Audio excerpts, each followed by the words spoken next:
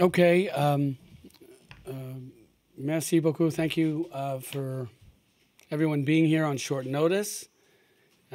Obviously, some very important topics to discuss. And I'm very happy you were all willing to come in on the Saturday. I apologize for bringing you in on the weekend. But I think it's important that we give a full presentation of what generally was discussed yesterday.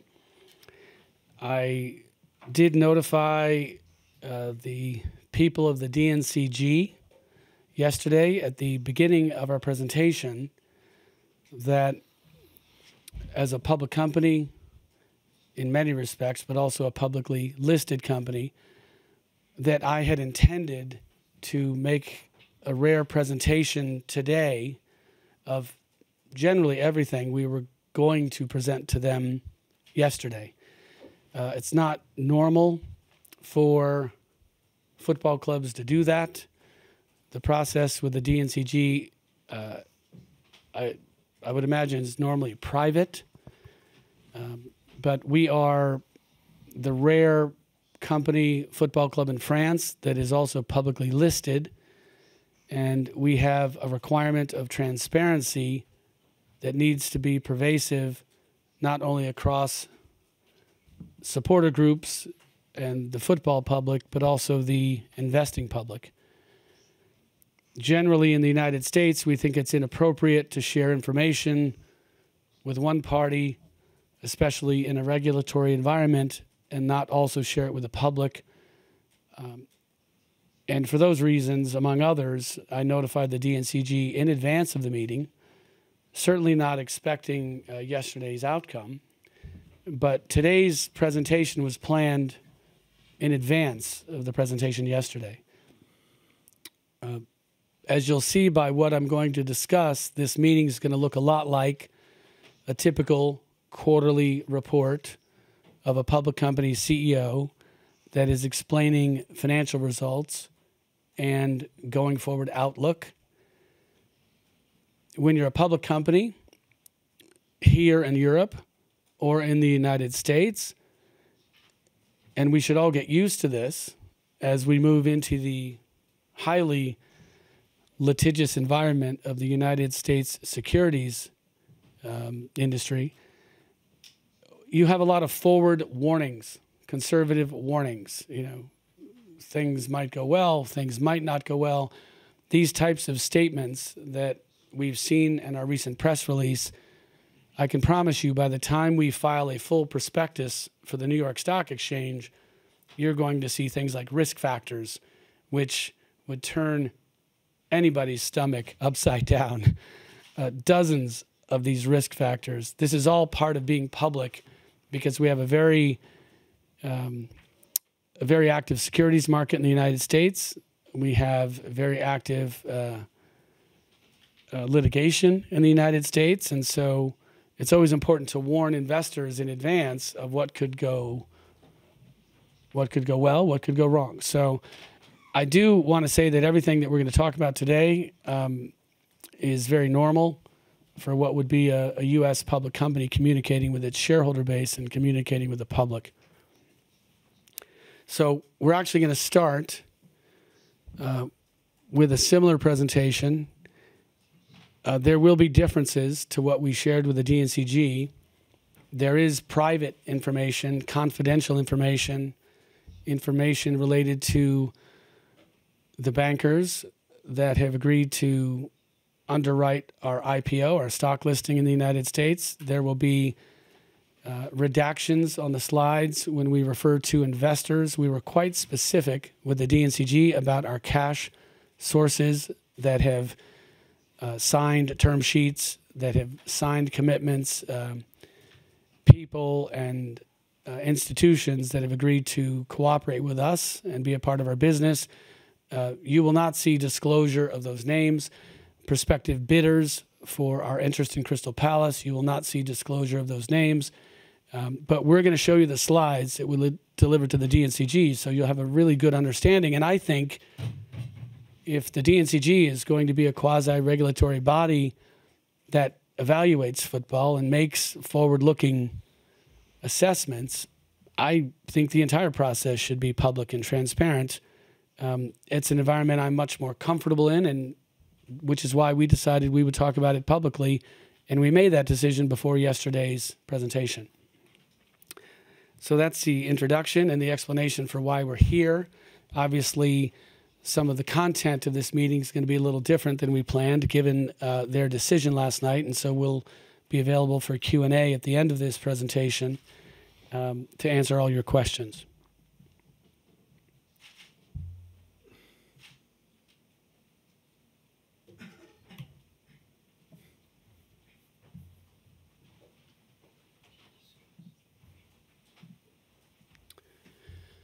So we're going to start with a discussion of our annual results press release, because really this started a significant amount of confusion over what exactly it said and what exactly it meant.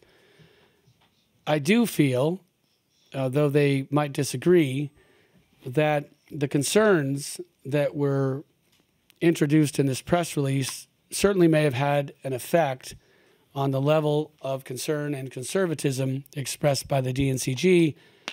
I would not like to give my sort of theories about how the DNCG reacted to one fact or another, other than just sharing with you my thoughts. It's important to understand that this is a press release of a very good year. Annual results were very strong. Total revenues up to 362 million euros, up by 25%. EBITDA, that's known as earnings before interest, taxes, depreciation, and amortization. In our business, that's known as operating cash flow. There are many weird accounting treatments when you get down to net income, but EBITDA is universally considered the best way to assess the health of a business in terms of the operating cash flow it generates off of revenues.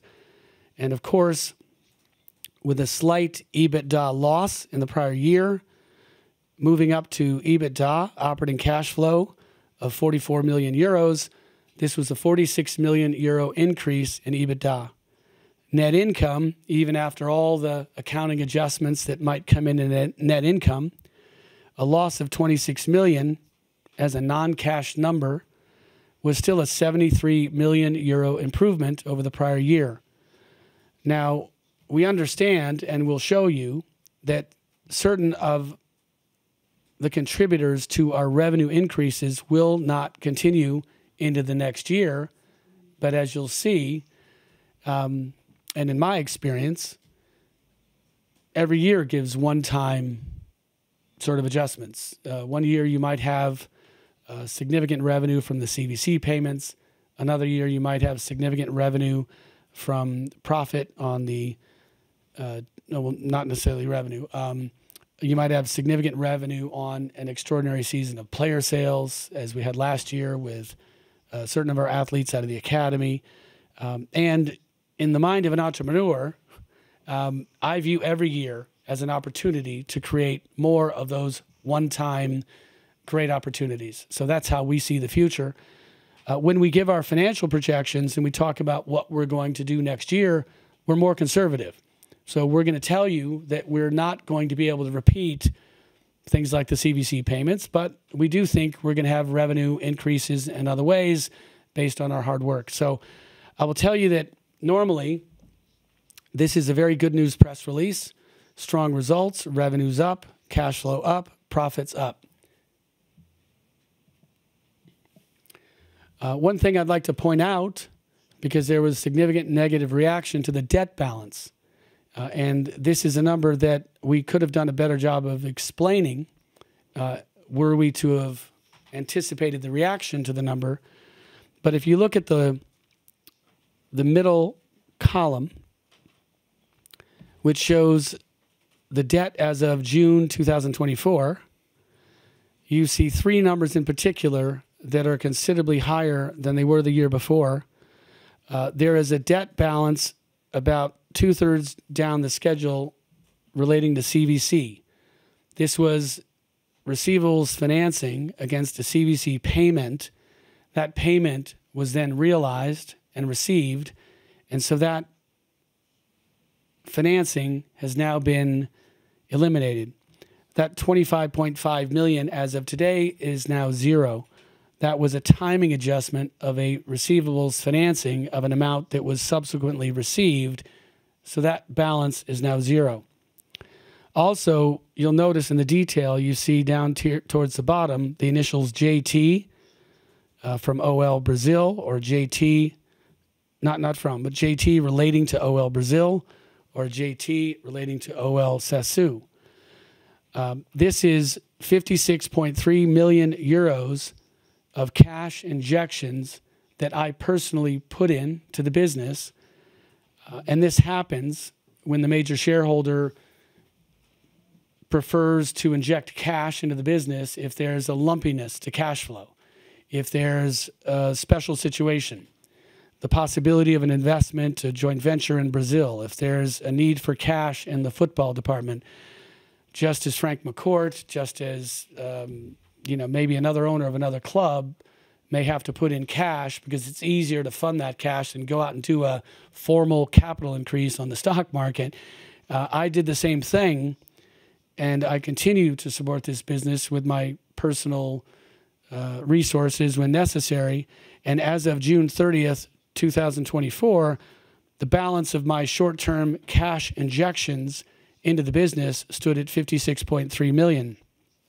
So if you were to look at this debt balance again and think about the significant reaction that was in the public marketplace of the exploding debt balance, if this is adjusted to eliminate either items that are already reduced to zero or advances that I put into the business, because these are not owed to third-party banks, well, our debt balance is 423.3 million euros in terms of debt to third parties, and that's almost exactly the 417 million that we had the year before.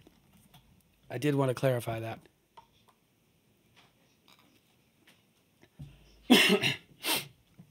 I'll just tell you, one of the reasons I didn't want to go live is I knew that would happen. If I talk a lot, I'm coming over a cold. In these embarrassing moments of choking over my water, you'll forgive me. That's why we're not live on YouTube today.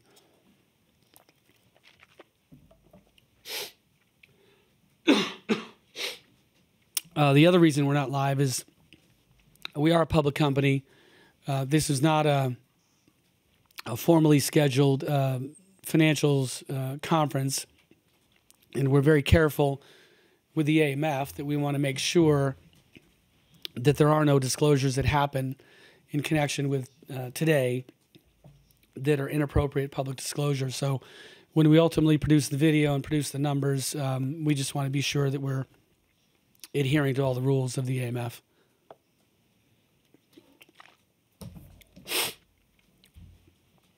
So again, the debt level, we could have done a better job of explaining this, but our debt to third parties has remained unchanged from year to year. Now the outlook, which is the future sort of outlook of the business, there are also some extreme misunderstandings that developed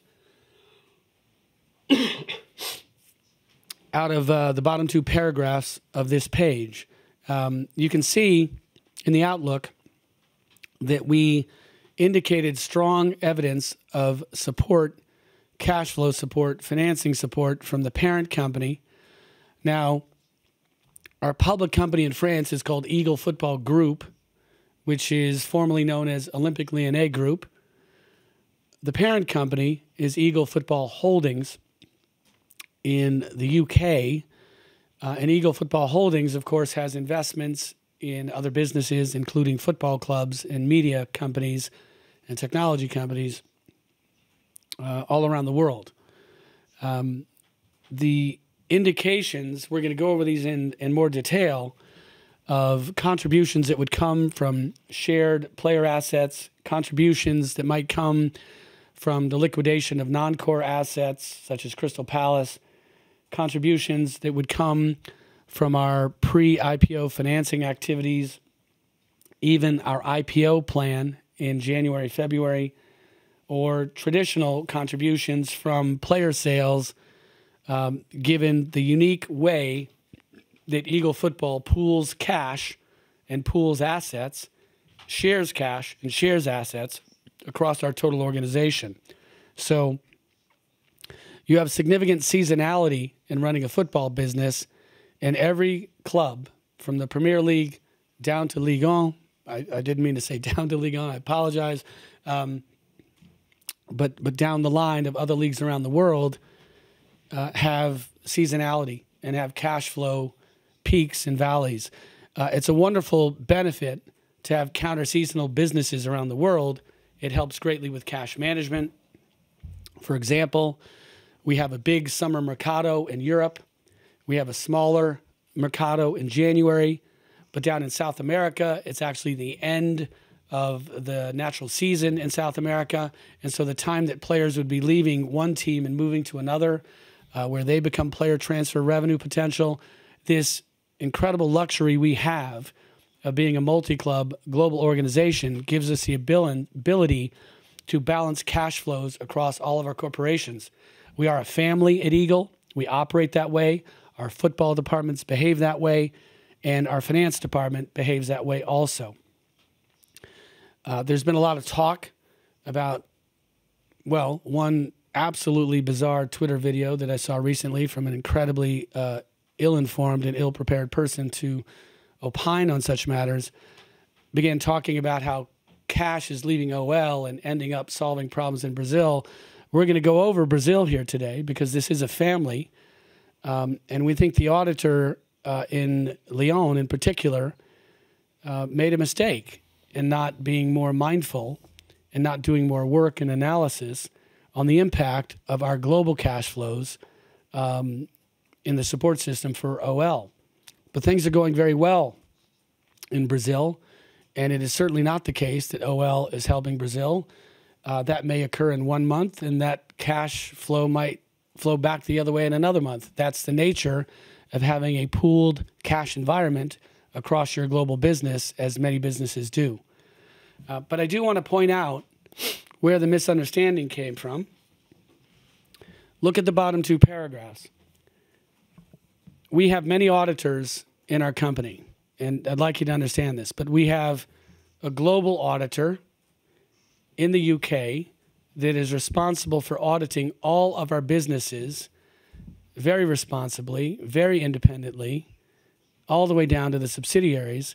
And that global auditor has really the highest standard of reliability in mind as a requirement, because that's the auditor that is going to take the greatest risk as our numbers are presented to the New York Stock Exchange. And again, a market of the highest scrutiny of any financial market in the world.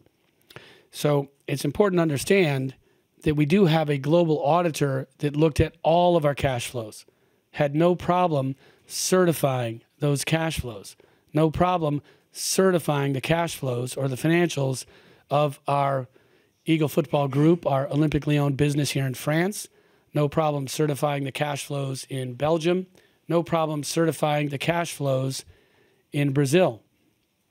We expect and have been advised that we will have an unqualified opinion, which is going to allow us to go public in the financial markets in New York without any unusual statements or questions of certification, as we have experienced with the local Lyon-based auditor.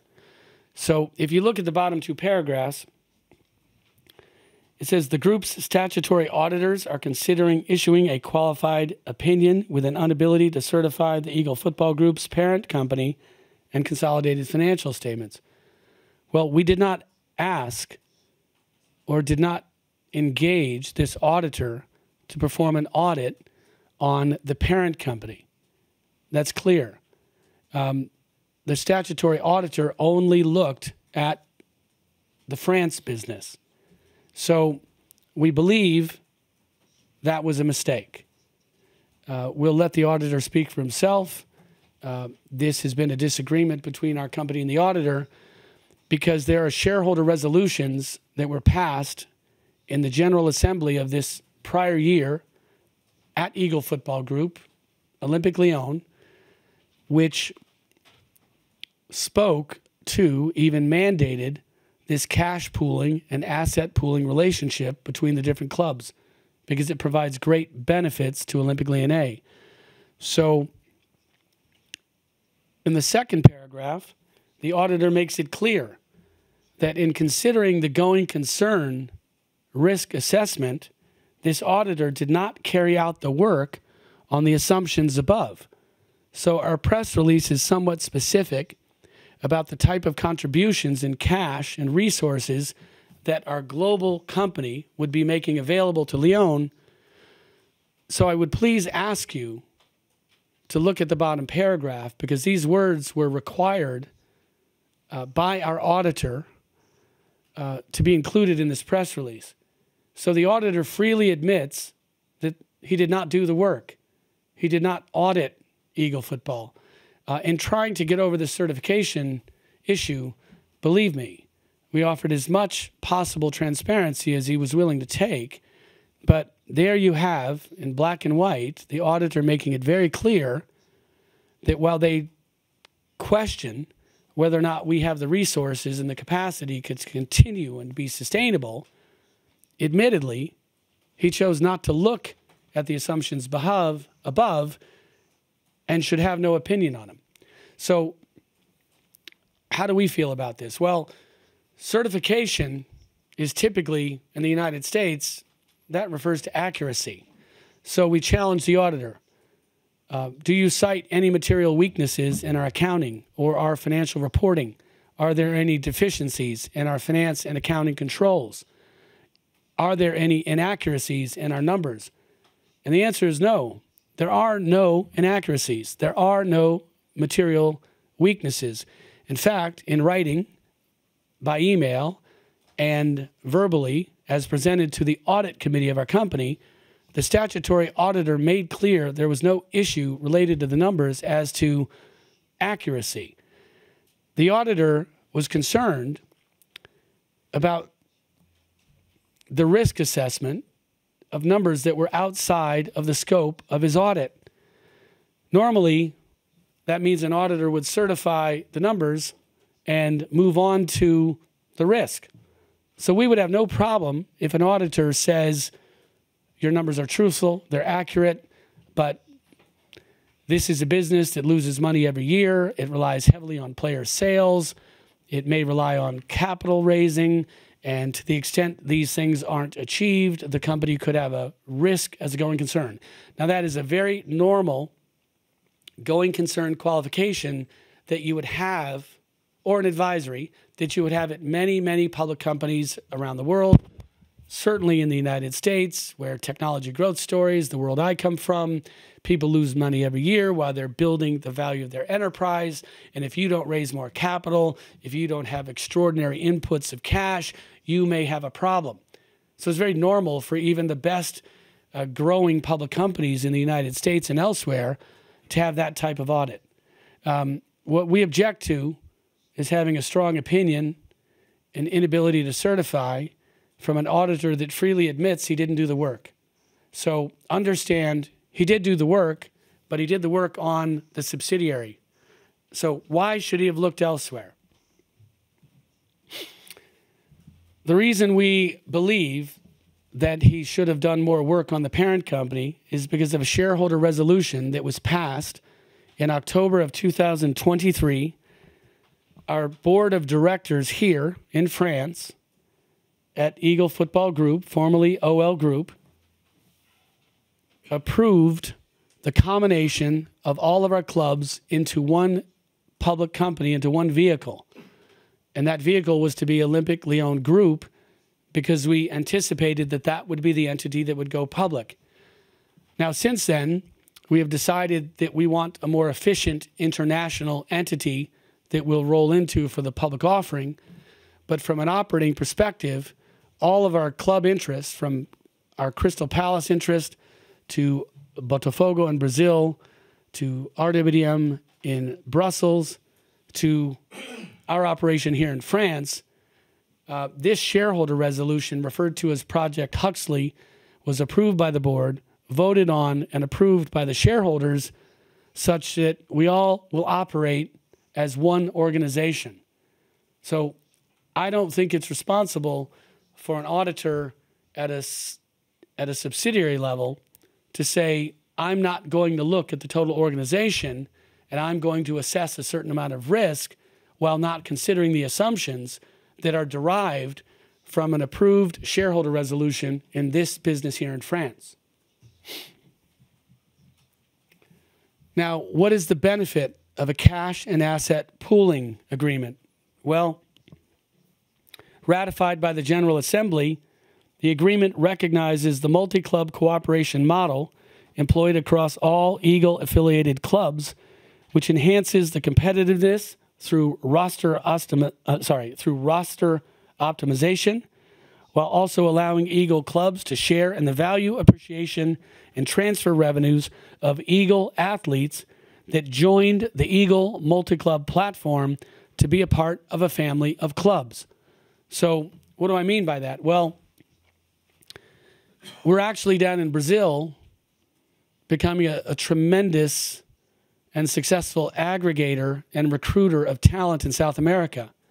Far more athletes are coming to our academy because we are in a multi-club, because we offer a career pathway, not just a promise that will introduce you to Europe, but we actually own clubs in the UK and in Europe, and this is an advantage recruiting in South America. Now, we're recruiting in South America a number of players into our academy and into our club that are far more than the needs of our single club in Brazil. We have people that are specifically trying to play for us at Botafogo because they like the idea of winning championships for us in Brazil and being a part of the family as they look to ultimately come to Europe. We are also the first club in a number of years in Brazil that has reversed the flow of talent, where now European players are going back to Botafogo because they want better exposure. They want to make the national team. Maybe they didn't get the minutes or the opportunity that they wanted in Europe, and they want to reestablish their career. Now, many different reasons, but you typically see one-way traffic out of Brazil into Europe. And when you see reports that a club in Brazil paid $25 million for an athlete or $20 million for an athlete, these are setting records for high transfer values down in Brazil, but these are actually quite normal numbers for professional athletes here in Europe. So we simply put, we're recruiting athletes into the family, and we have said many times that we are a players organization before we are a supporters organization. And if we can be a champion for the players, we can be a champion for the fans. So that policy of recruitment means that we actually have athletes down in Brazil whose contracts say, we are bringing you into the family, and when you are ready to go to Europe, it is your choice.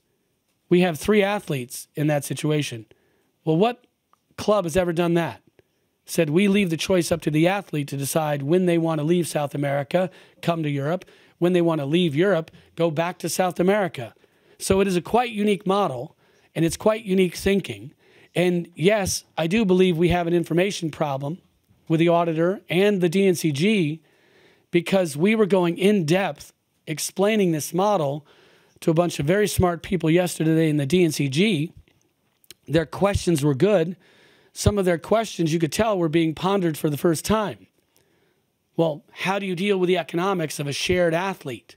Well, one of the reasons we went to cash pooling and asset pooling is that if you recruit an athlete to Brazil by telling them they have an opportunity to one day get to Olympic Lyonnais, then shouldn't Olympic Lyonnais get the benefit of the appreciated value of that player over time?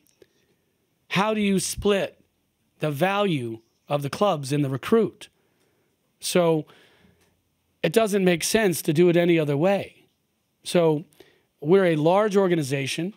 We share players more actively and collaboratively than any other multi-club on the planet, as far as I've been told.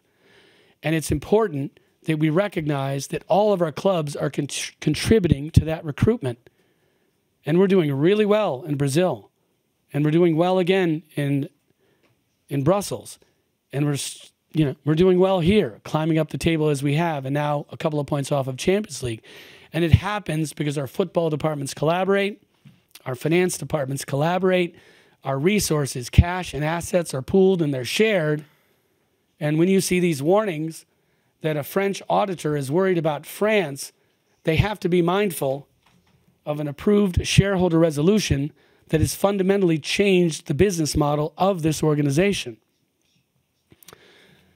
In 2024, we have several athletes specifically that have joined Eagle clubs in Brazil and Belgium looking for a pathway to Europe or into the other Eagle clubs. As I said before, we've asked them to win championships for the clubs where they are playing, but it's logical that the proceeds of transfer, as I said a moment ago, should be shared by every club that contributes to the recruiting and the signing of that player. In Q2 for fiscal 2025, Eagle has several examples, that's this quarter now, of players that may be playing for one Eagle club whose rights are owned by another Eagle club. We have athletes in the system, and out of respect for those athletes and all of these clubs, we're not going to talk about which ones. We shared all of these facts in great detail with the DNCG, but there are situations where an athlete would appear to sell out of one club, but the proceeds would go to another because of the nature in which that athlete, their rights might have been acquired. So when we talk about $75 million coming in from some other part of the world to help OL, it's because we have a shared player asset and cash pooling model. Now, based on the strong success of our club in Brazil, SAF Botafogo, and the success of a number of our athletes who have been rewarded with national team appointments, we are performing at an incredibly high level. Those athletes have a right to stay in Brazil. If they want to stay in Brazil, they also have a right to come to Europe when they want to come to Europe. Find another club, another organization that gives the athlete that privilege. So we're very happy that some of the athletes that had that right love Brazil, chose to stay in Brazil, and now we're at the top of the table in Brazil. We're in the final, and we're considered one of the best teams in South America. So if and when some of those players come to Europe and they become part of our transfer revenues, understand that these revenues are shared. Now, we pointed to some assumptions, what we expect the contributions in cash to be from our global company, Eagle Football Holdings, to Olympique Lyonnais or Eagle Football Group. And these are indications of what those transfers might be. And we think, frankly, these are minimums. I'm very careful not to make a projection of what those amounts will be because we are a public company and forward-looking statements are generally not appropriate. But we tried to give a guidepost as to what cash proceeds might be available to Eagle Football Group here in France based on our asset pooling and our cash pooling model. This is not a club in trouble. Whether it's 75 million, a little bit less, a little bit more, that might come from shared player transfers. We're looking to sell our interest in Crystal Palace for more than 200 million euros. We have multiple buyers interested at the final stages. We're looking to maximize price based on those conversations.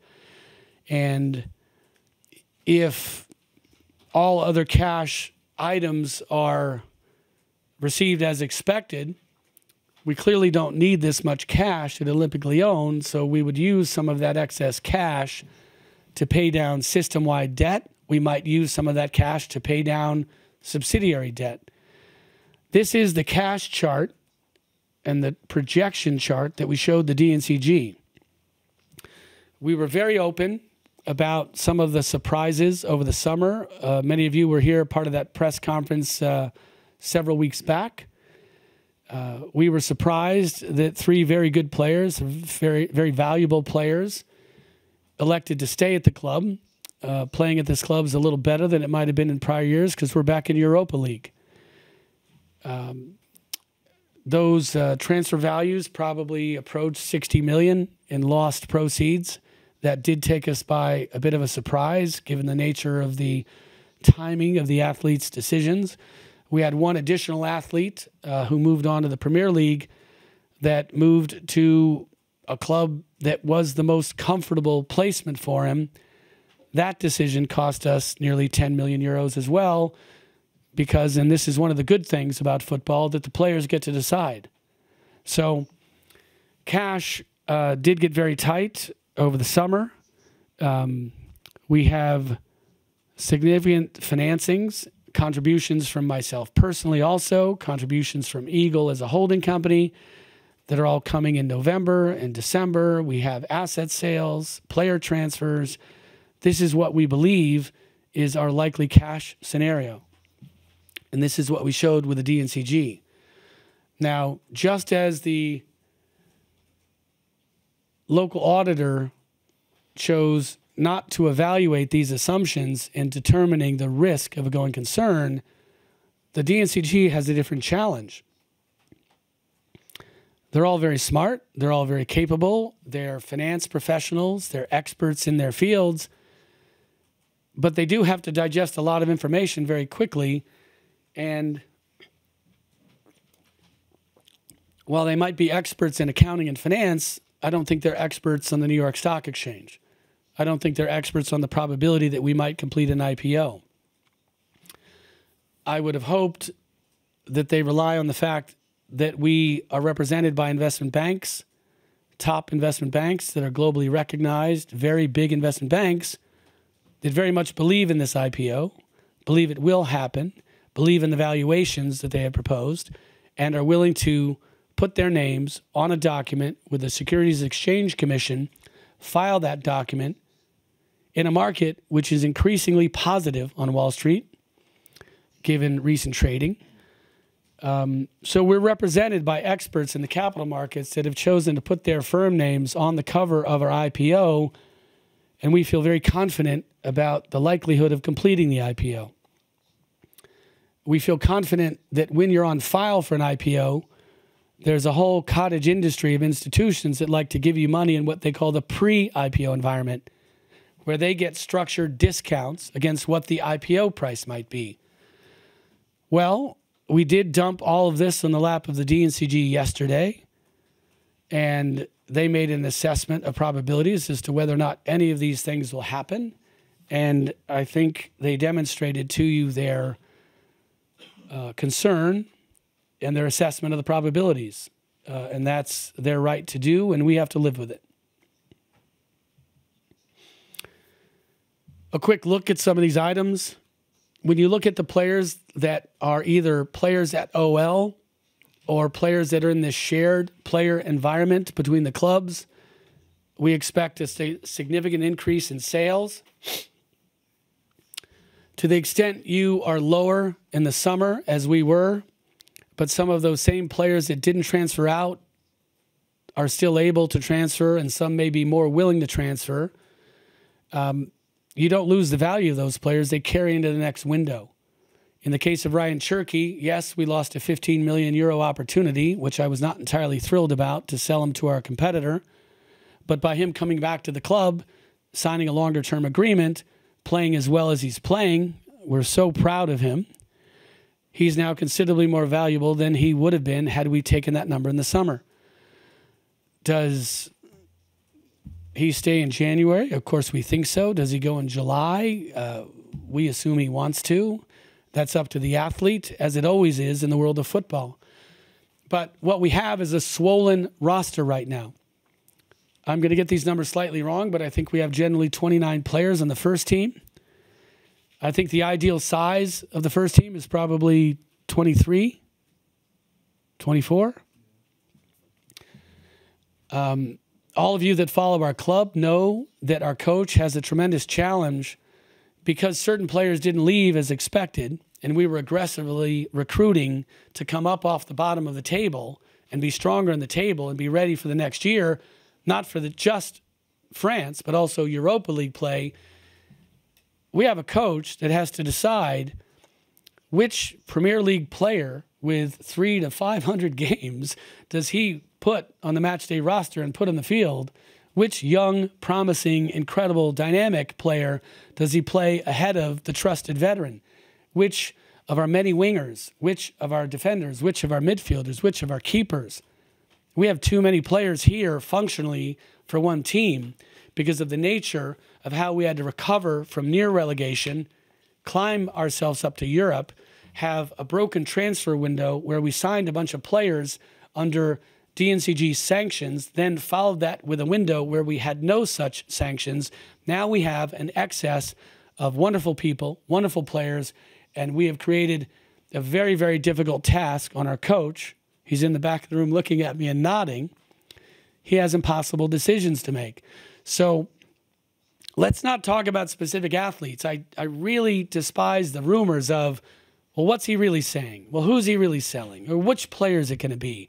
I understand that's good fodder for debate, but you never know what a window brings. The issue is we have an abundance of high-quality players, and when you have 6 more players that are all first-team worthy of starting, many of them worthy of playing significant minutes, I don't know. You can guess what the average value is of every one of those 6 players, whether it's 10 million euros or 15 million euros. It depends on the player.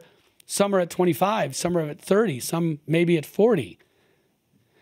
So what's the average value of the excess of our roster? And it's not just the excess of guys that don't play because they're reserves. We've got high-quality, established, veteran, young players that can play at any league in the world that are not getting the minutes they deserve based on their capabilities to perform. So we have a ton of excess value in our existing roster today, and that's going to start moving into the market because we have to right-size our roster to 23 or 24. So it's fair to these players, and it's fair to our club. These players need to play. They want to play. In the shared player environment, well, you know, this is also an interesting topic for Botafogo.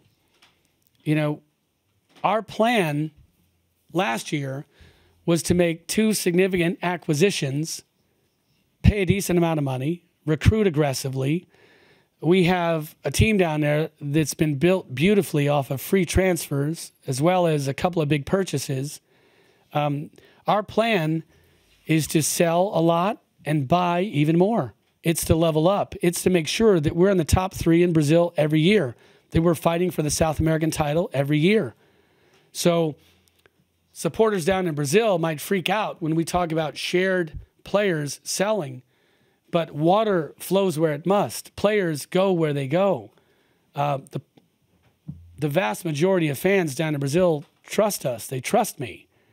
We built that squad off of 2 big acquisitions. We'll build a stronger squad next year off of four big acquisitions and continued recruiting of top players like Igor Jesus, a free transfer from the UAE, who is now a starting striker on the Brazilian national team. So nobody at Botafogo needs to worry about this.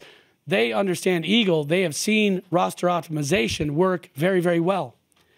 So we do have a significant amount of sales budgeted to help this club, and we believe we will exceed our projections that we've shown. I'll pick it up because I don't want to repeat myself, but Crystal Palace, yes, the whole world knows it's for sale. We've estimated a portion of the contribution to come into this budget, although we do expect to get more than that amount, but that's the amount that we're prepared to share. If we hit all of our other numbers, pre-IPO raise, even IPO raise, player transfer as well, none of that money from Crystal Palace is going to come here because it's not needed. We'll keep it at Eagle and we'll pay down holding company debt.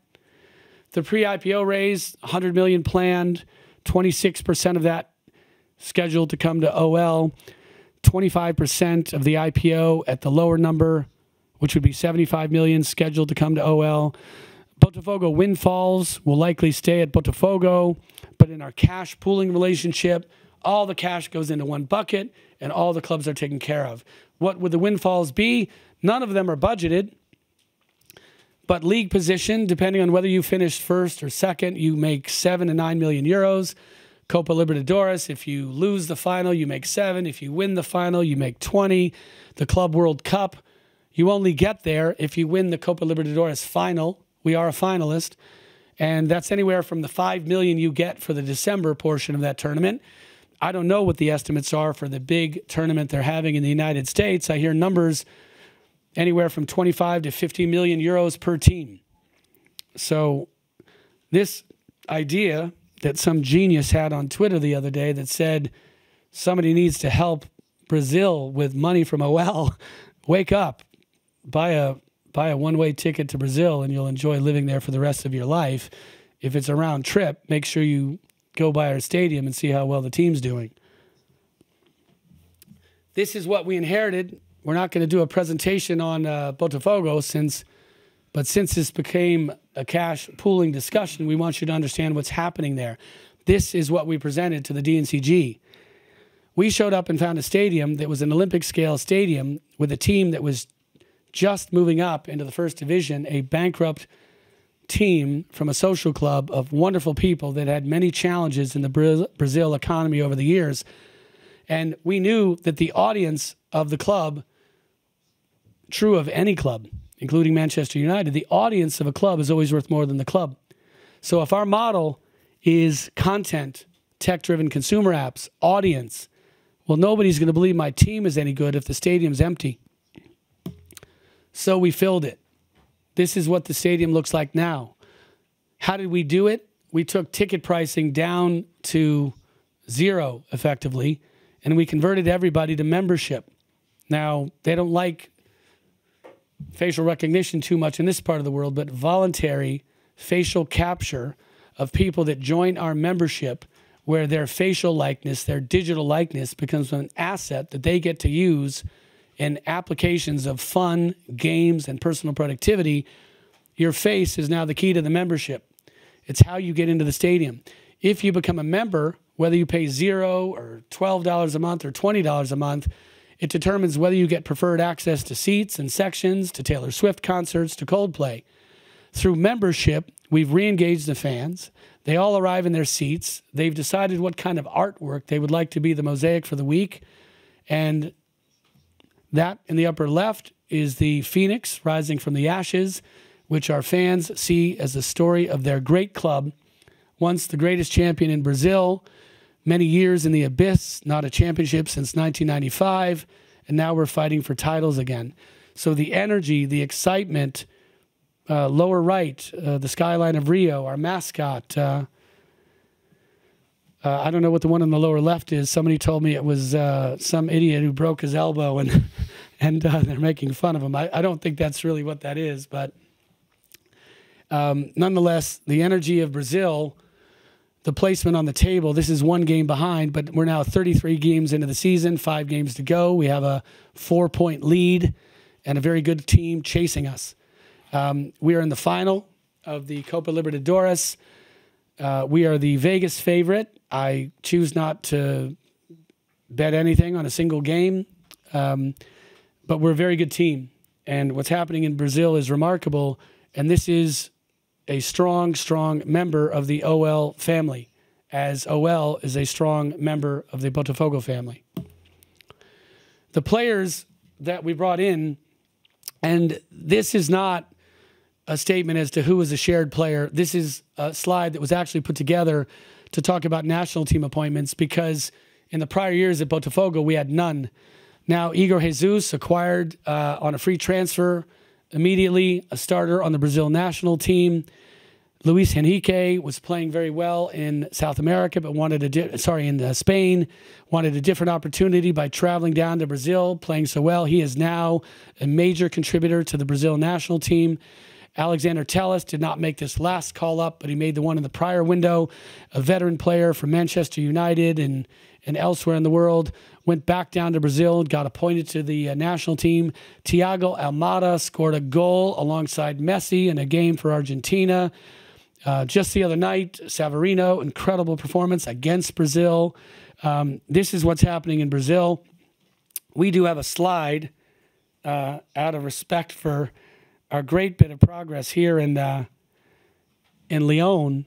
You know, incredible. We're going to get to this in a minute, but I wanted to show you the net effect of what's happening at Botafogo, because these numbers affect Eagle Football Holdings numbers. These numbers affect the cash pooling relationship that benefits Eagle Football Group in France and Olympique Lyonnais, as you know it. Sorry, Twitter guy, but Botafogo has increased its revenues from the 21 million we inherited. We bought the club in March 2022. We had 4 weeks to assemble a full roster to play in the first division for the first time. We only had 3 players that had ever played in Serie A when we bought the club in March of 2022. In that season, we managed to stay up. I think we finished 10th or 11th or 12th or something. I forget mid-table numbers, you can see. And we've increased revenues from 21 million to this year we'll do 100 million US dollars in revenues, increased revenues 5 times. That's what happens when you become a content company, an audience company, on top of being a football company. Squad value is increased to at least a number more than 200 million. Our club membership has gone from 24,000 people that basically paid nothing and just gave us their names in a list to 80,000 members that engage with us every month and go to our games. We're now at the point where membership was the key to getting a ticket, but we now have members that cannot get tickets. So the success of the team, the incredible support of the fans, we've now created a problem that we're having to create watch parties at different venues around Rio so they can be together as a community and watch games together when they can't fit in the stadium on many of the key games. Debt. That's not our debt. That's debt of the social club that we vowed to try and help pay off for them, derived from our success as a club. We contribute 6% of our revenues to the debt of the social club, and the debt of the social club has gone from 185 down to 68, estimated by the end of 2024. That's what success looks like, and that's what people on Twitter should be talking about when they disrespect Botafogo and what's happening in Brazil. Now, we have our own success here. We all understand the awkwardness by which I came into ownership, the awkward relationship with a man who I consider the president of this club and the founder of this club, effectively. The improvement of our relationship certainly has done a lot to help the environment around the club. The hiring, sorry, Pierre, but I actually put you in a slide because I think the moment you arrived, that trend line just started moving up. But look, you know, that's why we have a swollen roster. That's why we have an abundance of high-performance, valuable athletes that have a hard time getting minutes because we had to fight our way off the bottom any way we could. Our wages, you'll see a slide later in this presentation, which we showed to the DNCG, they're bloated as well.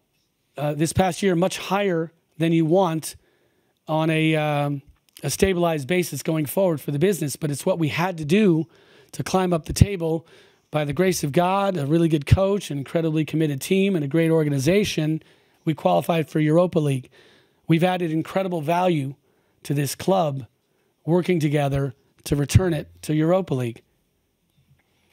We have the same kind of situation in terms of national team call-ups where expectedly and unexpectedly the recognition of players, this just happens. When a team is doing well, often this recognition comes because attention is drawn to those players that deserve it, that have helped us to be successful. And to have one club with 2 players in Belgium and 1 in Argentina and France and the U21s and Angola to Georgia to Senegal to Croatia to Brazil, the USA and Ghana, incredible performance by our players. We think many more of our players on our roster deserve national call-ups, and we think those will come. But asset value is dramatically increasing And it creates a very good problem to have, which is we have too many high-quality athletes. They want playing time. They need playing time. And that's an opportunity for them and for us as we move them into the market where they get better time. Now, the DNCG yesterday saw specific optionality across our system. Which winger wants to stay at this club? Which winger wants to come to this club? Which winger wants to go to Brazil? Which winger wants to leave Brazil and come to Europe? We have twice the high-quality player at many positions on our rosters. We have players down in Brazil that started the season, may still be, say, Junior Santos, because he's not one of the people in this trading environment, maybe still the highest goal scorer of the Copa Libertadores tournament. He got injured, and by the time he came back, somebody else had stepped into his position, became a starter, and now the incredible, gifted leader of our locker room, the leading scorer of this year's Copa Libertadores, now has to share time with another winger. Same is true on the left side. Same is true in the center. Same is true at striker, where Tiquinho Suarez, our leading scorer last year, is having to share time with Igor Jesus. We have the same example here. Which incredibly talented winger do you put on the field in any given day at Olympique Lyonnais? So because of this abundance of talent, because of the shared cash and shared player kind of thesis and business model of Eagle, when the DNCG says to us, well, how do we know you're going to meet 80 million in player sales? Because somehow you got to come up with $80 million by the end of the year. Well, we can come up with that money from an equity raise, from player financing off of player transfer. We can come up with it with a portion of money transferred from the Crystal Palace sale, the pre-IPO raise, the IPO. But we have more than enough to cover our cash flows from the multi-club contribution of shared players that are moving around our system or out of our system into other teams in Brazil, South America, or Europe, or even increasing bids we're seeing from the United States. So yesterday, and I can't share the names with you because it's not fair to the athletes because they have a decision to make as to where they want to play. We then respond to that with that knowledge and with that opportunity and with a transfer transaction. But we have optionality all over the squads from different continents in a cash-pooled, shared player environment. Process update from Rain. I was going to show you this entire presentation until I realized how much we had to redact. This looks like a CIA document, something that Trump might have been showing people at one of his social parties that he should have redacted. But the bullet points are important. Rain Group, very accomplished, trusted, maybe one of the best investment banks to sell a club or sell an interest in a club. In fact, it's the group that was hired to sell Olympique Lyonnais Group to us. Their process reports, I'd like to make this point very clear. Their process reports in this exact same format, in fact, this template was borrowed from the progress reports that were given by Jean-Michel to the DNCG in the very awkward year of 2022 when my purchase was delayed, when 86 million euros was necessary to put on the balance sheet to maintain solvency and stability of Olympique Lyonnais. I had to put 86 million euros of capital. I had to put a 50 million euro pay down of the debt. That was 136 million of very important capital, an amount of money that's more than the challenge the DNCG faced, that we have put to ourselves, that the DNCG has duly noted. So with 136 million of emergency need in the fall of 2022, Rain Group, this report was presented to the DNCG to say, we got it. We've got this sold. Textor's going to close. Don't worry. His 86 is going to be there. The 50 is going to be there. So now we use the same template in a format that we know has been seen by the DNCG previously and said, Don't worry, we got it. The 45% interest marketing process started in June 2024. 59 different parties came to the table. Many of them signed NDAs. The process was a bit slower than expected, given the unique nature of confidentiality. We're not selling the whole club.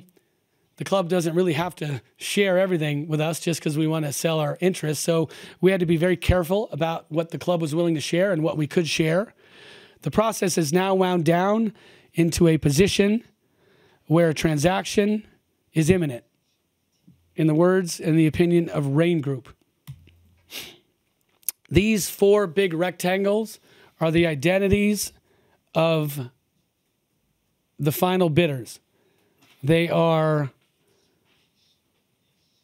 and I'm making sure I say this correctly, they are all well known as either leading companies that participate in sports and entertainment, leading individuals, American billionaires, global billionaires, leaders of great technology companies, leaders of great private equity companies. These are all bidders that we know have the money. That's why they made the finals. And the valuations, well, they're solid.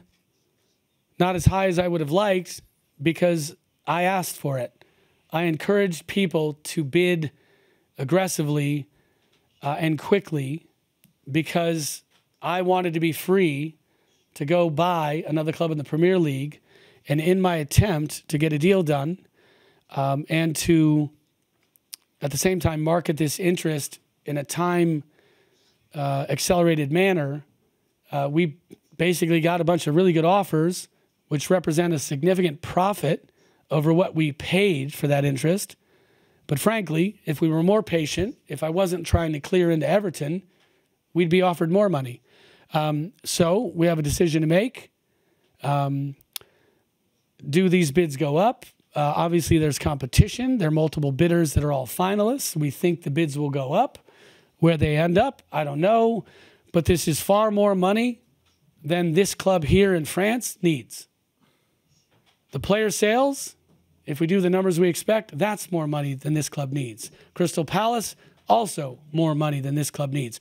The point was to show that as a global organization, we have a very deep set of tools as to how we solve the problems here in France.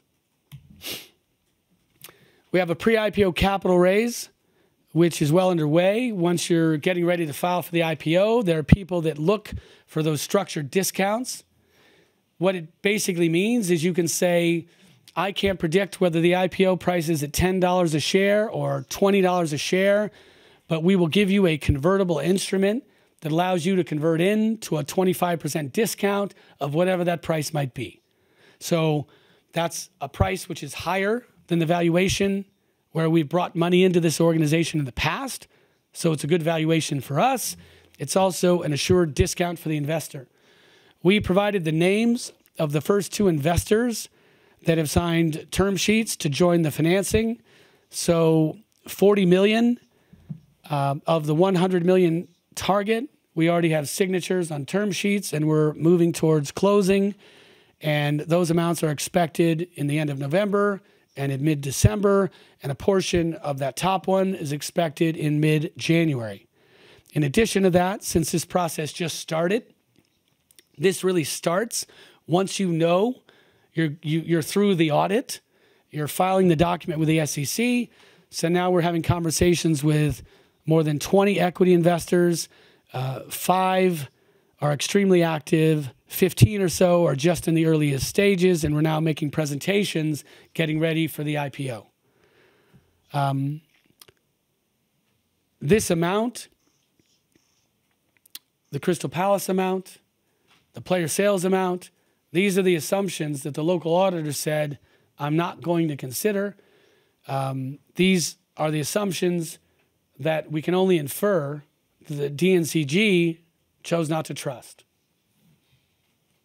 The IPO itself, I've redacted the name of the leading banks. We have 4 banks that have signed on to the underwriting. All of the four you would describe as globally recognized. One of the banks you would consider among the largest investment banks in the world. The co-lead is an investment bank that is affiliated and owned by one of the largest banks in the world. And the other two underwriters are highly respected, mid-tier in terms of size, that have incredible distribution to retail investors, to uber wealthy retail investors, and also to investors in South America, where we're quite an attractive story, a transformational story, generating a lot of interest. So we're looking for this IPO to draw not only from the U.S. investor market, but the global investor market. Important to point out, we did hear some feedback casually, in the DNCG environment, that they reached out to experts, that the experts don't think an IPO is likely. I don't know how that decision could have been made, because we were not asked to present our IPO candidacy to the DNCG. We are not a football organization. I would like to tell everybody that when we talk to Wall Street, we say very clearly we don't think football clubs should go public. We don't think multi-clubs should go public. We are not going to Wall Street as a football organization. And so I regret to hear after the fact that their decision might have been based on their lack of confidence in the IPO, because I'm sure if you go to any expert and say, should a European football organization go public, the answer would be no. In fact, I would tell you the answer is no. That's not how we're going public. The opening line of our first paragraph in our document filed with the SEC says, Eagle Football Holdings is a sports, entertainment, and technology company that sees global audience engagement as a principal business strategy. Nowhere in that line, other than our name, did you hear the word football. I believe Manchester United, as a public company, is one of the greatest underachievers I've seen in business. How do you have 500 million rabid fans and only do 700 million pounds of revenue? That's because you're running as a football organization instead of an audience organization. I am from the technology space. I come from business models of boundless scalability, digital distribution of content and products that are digitally distributed and scalable economically.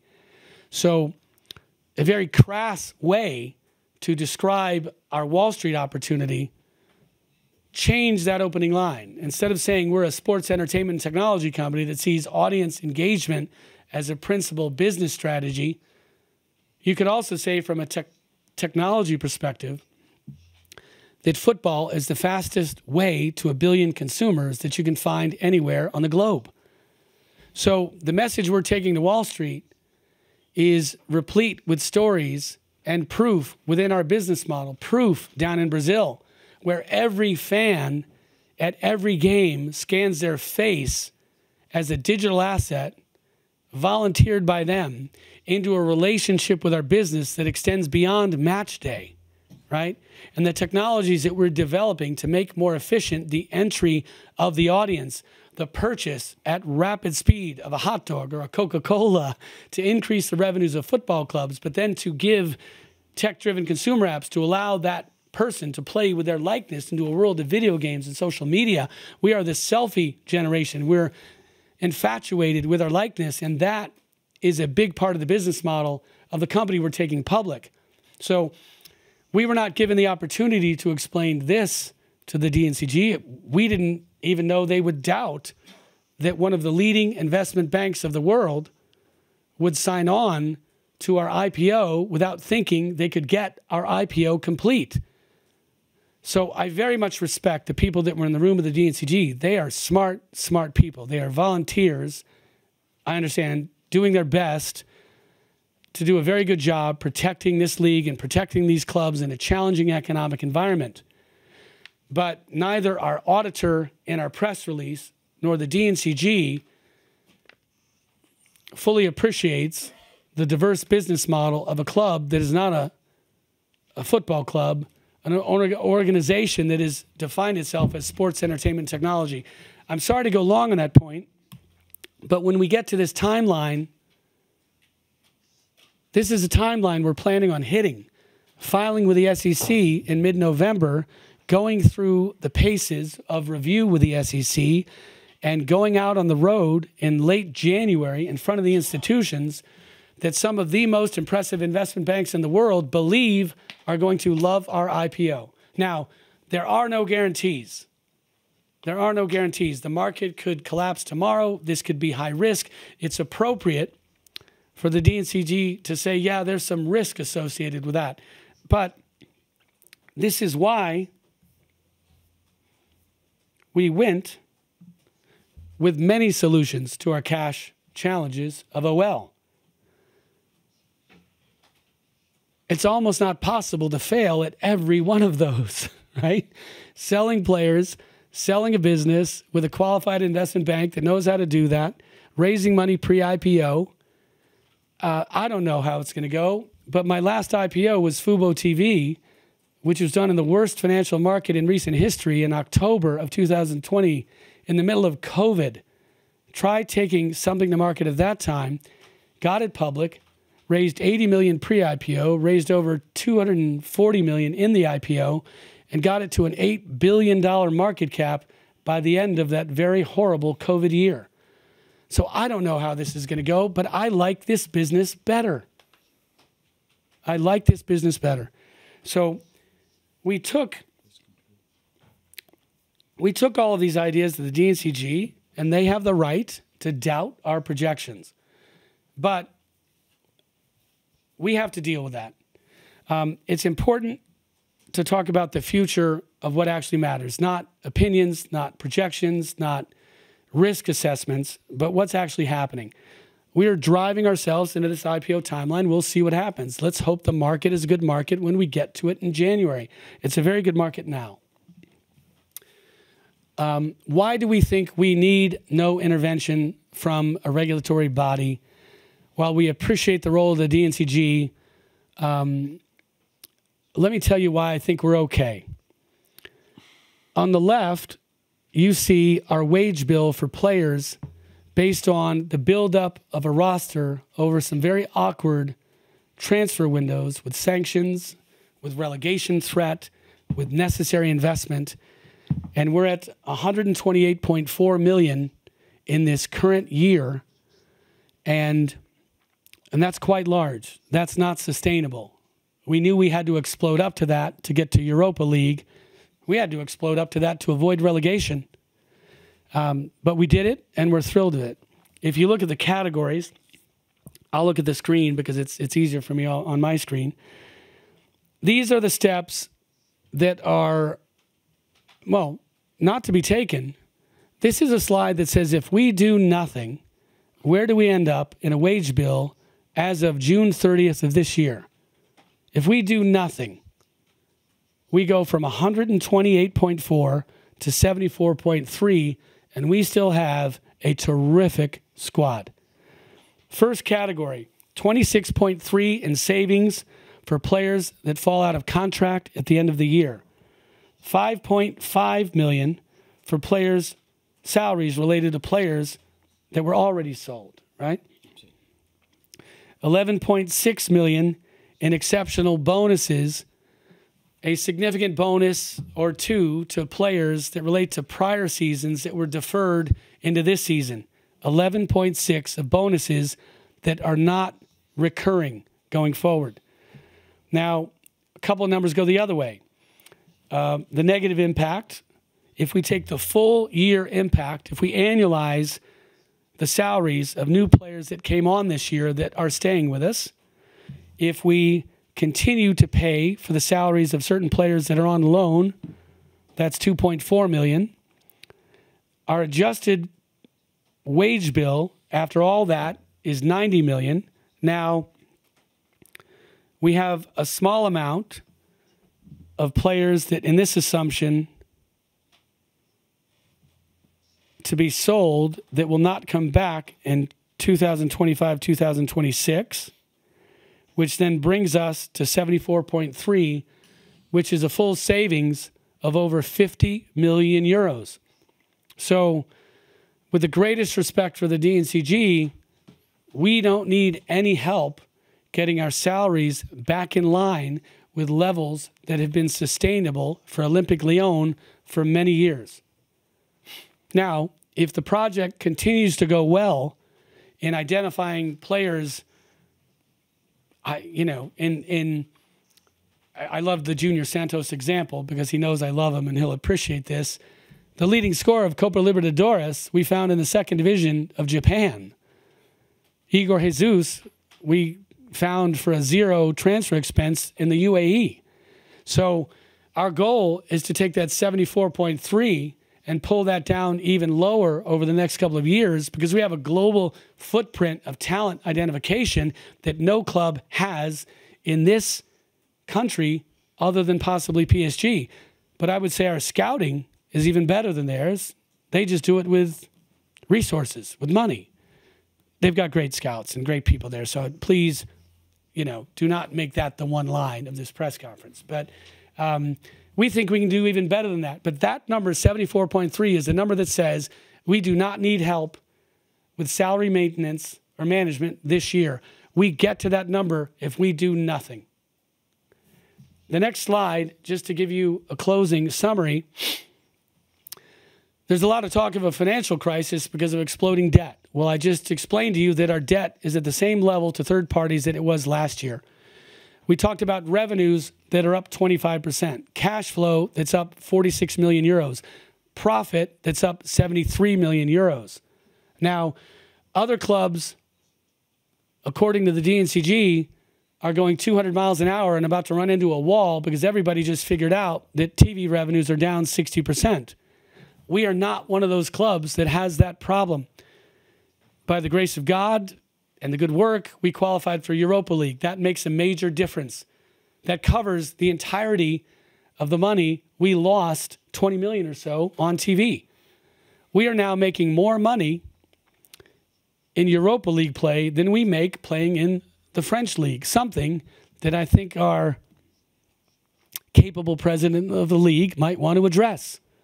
How is it possible that a French club can make less money in this league playing 38 games than we make for considerably fewer games in Europa League? Something to fix. In terms of revenues, 289 million euros in 2023. It increased markedly because of the one-time items in 2024. In 2025, the year that we're currently in, we'll do 313 million euros. Our personnel expenses, we showed you, they're quite large this year, 172. All other expenses, this, by the way, is not intended to add up. We put together a schedule and highlighted certain items, so please don't try to add those. You can add the revenue, but the other ones are just line items for your information. After purchases and other expenses, our operating cash flow in this current year is a negative 32.4 because of the significant personnel expenses. Now, we still have time to go. Depending on the players that do sell in the January window, there's an assumption here of which player sells on average because you have to calculate what the average cost is of a player. So this budget's not final. We can still do much better than that 32.4. Now, for example, if we have a shared athlete that we acquired at zero basis that sells, that number's, goes from 32 negative to maybe even a break even. So that's a budget that could swing greatly depending on who we sell. For this assumption, we assumed that we had still a decent high cost for the players we're selling, and we picked up in that column kind of what it looked like in prior columns. Now, this final column I want to talk about because notice the revenues are the same at the operating level, and we adjusted that column to say, what if we had a normal year? Not like this year, where we have too many athletes and we have to generate a lot of sales, because we just have too many high-quality athletes. You know, this projection of 148 million in sales across the year, that's because of the swollen nature of our roster.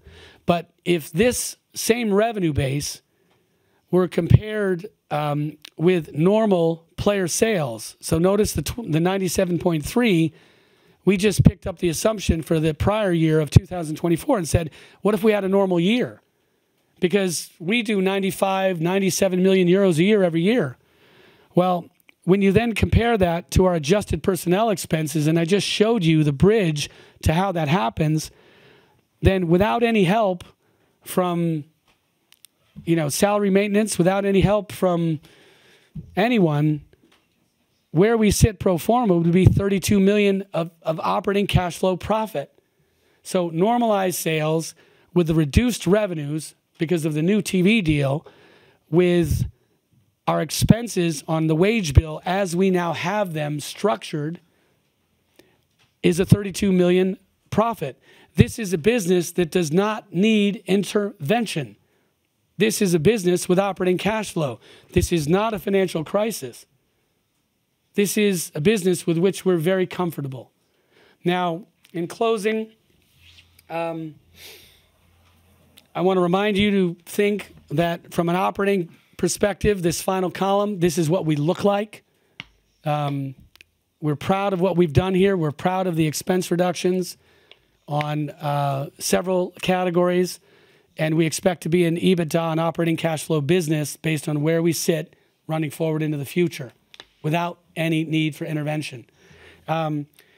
Finally, I guess I would just like to make some comments on the process. It is true that I've struggled with the DNCG process. It's been quite a lesson. You've all seen me go through this. You're more comfortable than I am with it. To an American capitalist, even somebody that's used to operating a football club in the UK, this role of the DNCG doesn't exist anywhere else. I think it's sort of a message to England, because I know we have a global audience paying attention to this press conference. In England, they're considering the same type of quasi-governmental or quasi-regulatory group to watch, to govern, to become more and more involved in the Premier League. And I think it's a concern. I think what the Premier League does currently works. If you lose more than 105 million pounds over a 3-year period, you violate what they call PSR rules, and you get points deductions. And sometimes those points deductions can challenge your standing in the league. You can face relegation if you're unlucky enough to be at the bottom of the table when you're assessed a points deduction. The deductions can be a couple of points. They can be more than a couple of points. Now, in terms of insolvency, sustainability, and this is the stuff that the DNCG really cares about, making sure that the whole league is sustainable. Well, if you're not sustainable and you go into administration in the Premier League or in England, well, you're hit with 9 points, 12 points. Well, that really is a relegation threat for a lot of clubs. But it's generally a market where businesses and clubs are allowed to run with freedom, and they're held responsible by points deductions. They get relegated if they don't follow the rules.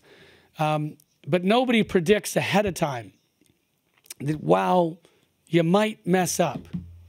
You get deducted points in England for making a mistake on your numbers, for losing too much money, for losing so much money that you become insolvent that you need to go to the courts to seek protection, like in administration.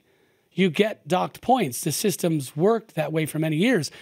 What we have here, and I fear that this might come to England, is a group of very smart people that are given the responsibility to think about the sustainability for the entire league, and they look into the future, whether they're prepared or not, and they assess what might happen.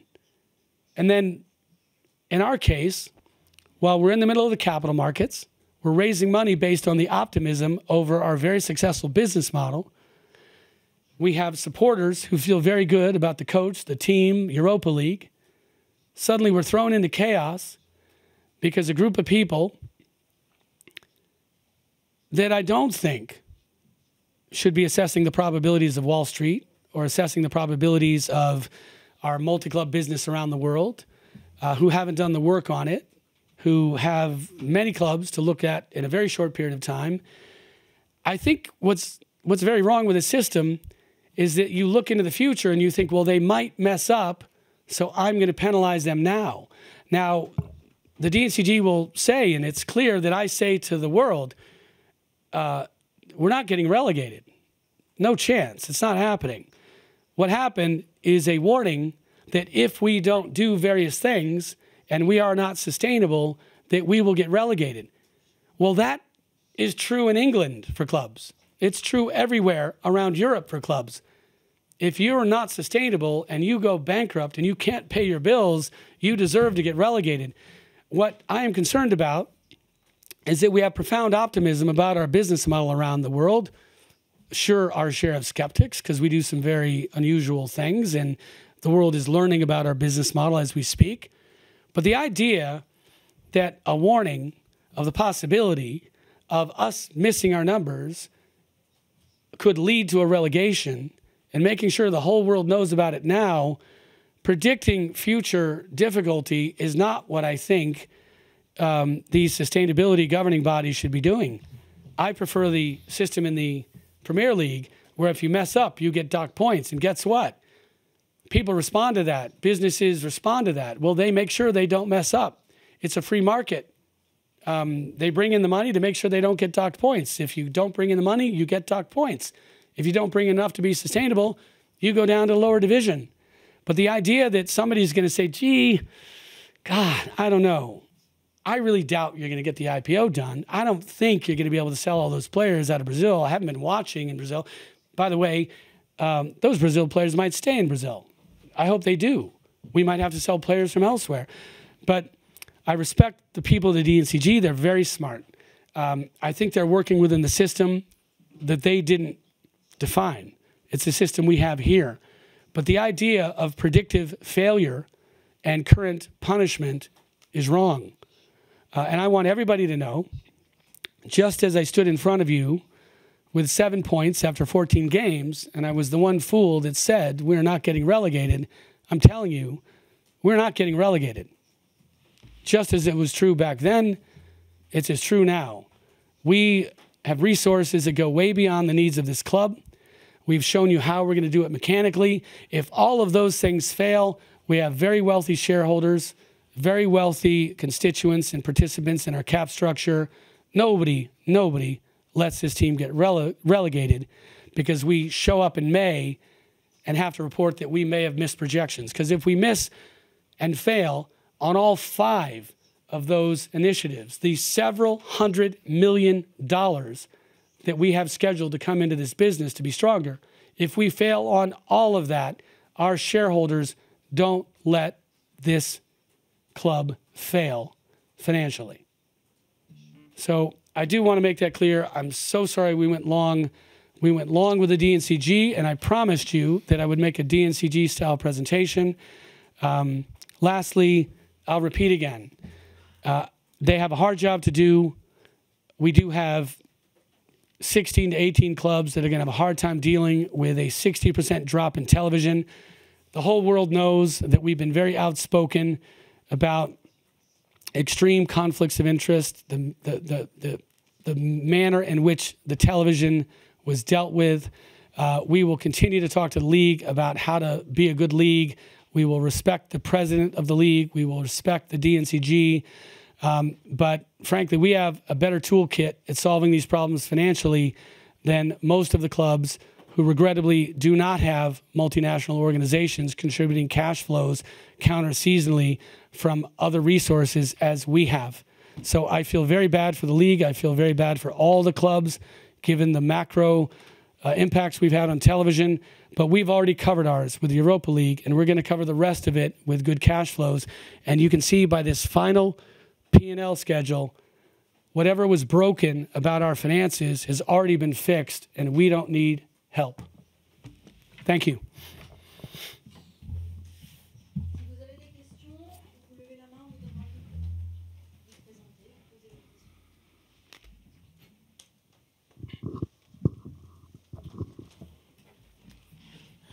Bonjour. Good morning. Accent Commerce from La But. question, c'est pas... The question.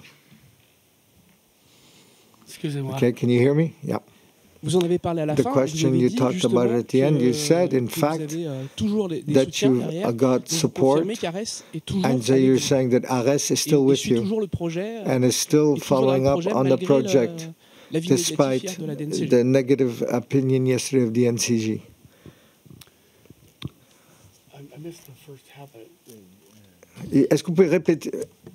I'll let him tell me the question again. Sorry. Do you consider that Harris is still behind you, despite you do the sanction of this? Aries. Yeah. Oh. Yeah, the topic of Aries is a good topic. We actually had a slide on this because this is one of the questions of the DNCG. Aries is a lender, sort of a private equity style lender. They refer to this space as private credit. And their loan is at the holding company level. It is not a loan to Olympically owned group known as Eagle Football Group. It does not have the assets of Eagle Football Group or OL as collateral. And that's a very important thing to understand. It is not debt that the DNCG or that any supporter group needs to worry about. The reported high interest rate is typical of an investment that is somewhere between the world of a lender and an equity investor. That's why they call it sort of private equity or private credit. And the interest rate is not paid in cash. It accrues to the balance every year. Now, and this is quite typical, a portion of that interest rate for the larger part of the loan is around 11%, and a portion of it is at a higher rate, which I won't quote because it changes, but our blended rate of that is generally around 13%. So that's high when you talk about like a normal loan, but it's not high for this type of loan where the interest rate accrues to the balance of the principal every year. It's not paid in cash. So the only security they have as collateral are my shares or the shares of the other shareholders really at Eagle Football Group. Sorry. Technically, their collateral also include the shares that we own in our respective clubs, you know, because their collateral are the shares of Eagle Football Holdings. So my challenge, the challenge of any entrepreneur when he takes private credit money, the first question is, can I grow the value of this business at a rate higher than 13%? Because if I can do that, then 5 years from now or 4 years from now, when I pay off that debt, the value of my enterprise would have grown more than the accruing building value of the debt. So the value of my equity would have gone up significantly. So people like me, entrepreneurs that buy businesses for growth, we look to generate returns well in excess of 20%, 25%. And if I do a good job of increasing the value of all of these clubs at greater than 13%, that interest rate I consider a very low interest rate. And I do for the risk. So let's take a look at Botafogo. I paid 0 for Botafogo, bought the club for 0, and I pledged to the social organization that we would use a percentage of our revenues to pay down their debt, which we have, that I promised I would put at least $80 million onto the balance sheet of that club over 3 years. Well, that's easy, right? Because I own 90% of the club at that point. I'm just putting cash into my own business. Well, now that that club has gone from bankruptcy to top of Brazil, at least for now, to the final of the South American Championship, where now big cash flows are starting to come in. My squad value's gone up. You know, I mean, there are estimates of the value of Botafogo that are all more than $300 million. 2 years ago, it was zero. So in Brazil, I've increased the value of the equity far more than 13%. So I'm doing really well in Brazil as compared to my obligation to Ares. Crystal Palace, we're selling the interest at Crystal Palace at a number which is a significant profit over what I paid. And on that asset alone, far more than 13% annual accretion in my value. Olympic Lyon, we came into a club which I believe we paid a good price for it. Other people will have opinions of that. I think the bidders for Olympic Lyon were limited at the time because the ownership structure was very different. Some control mechanics within the organization structure. The banks, 13 banks, a very awkward financing structure. The club hadn't been in Europe for a couple of years. Challenging environment. So now here we are. Cleaned up the debt. Great refinancing with, led by Goldman Sachs and MetLife. We pay interest of less than 6%. Our debt has remained very stable based on where we walked in. We're back in Europe. Management architecture, whether you love Jean-Michel or you love me or you don't like me, I mean, the fact is, the value of this enterprise, if there's some future buyer off in the distance 10 years from now, it's a cleaned up capital structure with a very good debt capitalization structure of a club that's playing in Europe.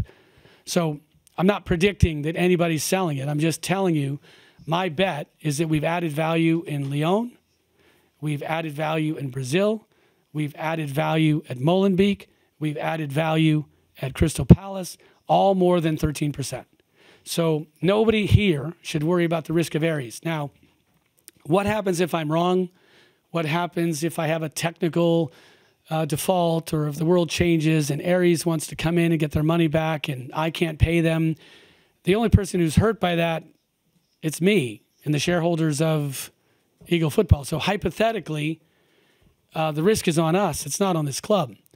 Now, some examples of that, I don't exactly know how Ares got their position at Atletico Madrid, but understand these people at Ares are owners of clubs. They're not the big bad wolf. They own a significant piece of Atletico Madrid, and Atletico Madrid is doing fine. They're somewhere less than 50%. I don't know what it is. The principals of Ares own other clubs in different parts of the world, in the United States, elsewhere in Europe. They're experienced executives. They're some of the biggest names in business that you've met. They run great other companies. So let's stop talking about Ares as like the lender wolf at the door. They may be that for me if, I can't pay them back one day. I lose the value of my position. But right now, I'm the 2/3 owner of Eagle Football Group, which is a multi-billion-dollar value, I believe, and I'm perfectly comfortable with that level of debt, and I'm the one who's at the risk at that level of debt. So please, when you talk about the debt of your club, Olympic Lyonnais, talk about the debt that's on the balance sheet of this club. Please don't worry about Ares, because Ares is a debt-style owner of Eagle Football. Are they still with me? Yes. Sorry, you asked for a short answer, didn't you? But I did want to, I said this was going to be the DNC presentation, and they had the same question, and it's a very good question. Hello, Mr. Textor. Flavien Trésarieux for L'Équipe. I wanted to ask you concretely, are you going to make an appeal for that decision? And what's the next step with the DNCG? Because you showed us a lot of numbers, but what is the next step with the DNCG to show them that you are able to, well, stay in Ligue 1, obviously? Well, we haven't had a full explanation of the decision. We saw the 2 lines you did. I do find that quite an odd method of communication. I will tell you on that point, and we just need to get some answers. In the past, when the DNCG has been concerned about the package we forwarded in advance of the meeting, we would get a letter back that said, based on our review of your financials, we think you need to put in $40 million or 60 million euros or something. So in the past, we would put a package out and we would get a confidential warning letter that said, we're not really buying your assumptions. We think you need to put in more money. And that was all handled confidentially. So I honestly don't know why this was handled differently. We did not have any indication that they had problems with our package in advance until maybe a day or two before the meeting, but it was not from an official, it was not official word. It was not a letter. It did not say, they had some questions about numbers they misunderstood, and they had extreme misunderstandings of what certain numbers meant, and I'm 100% sure we answered those questions to their satisfaction. But this idea that, you know, in the past, you know, a very light concern like put in 40 million or you might face sanctions. Well, now we have something so severe as, you know, theoretical future relegation. We are surprised that we didn't, that wasn't a confidential warning, because think what it does. It does this. Now we're talking about the possibility of a great club 2 points off of Champions League, which is going to fight for Champions League. I think we're going to get there. Talking about the theoretical possibility that we might get relegated if some of those many numbers don't come true. I would have expected that we would have gotten a letter and a confidential warning, and if they had such concerns, that would be between us and the DNCG, and they'd be monitoring us over the next several months, and we'd know full well that if we didn't meet their expectations by May, we'd have a problem. But we're not sure why they need to tell the world now that theoretically they don't trust the future, and it might lead to something else in the future. So we do have concerns about that. Your question about the appeal, it was explained to us, and this is just in an email, that we can appeal the transfer cap or the salary management, but they haven't shown us what that might be. Our budget does not show us needing any players anyway. We have an excess of players, and they're all very good. On salaries, you have to live by the contracts you signed with people, and those contracts are rolling off, and we have an extreme savings coming on salary. So I don't really know what they have in mind on salary management, but we're in a great place at the end of the season. So depending on what they say, I don't even know if we would appeal that part of it, because we're quite happy with where we are. I was also told that there's nothing you can appeal on this other matter because it's just a warning. You can't appeal a warning. So that's logical, right?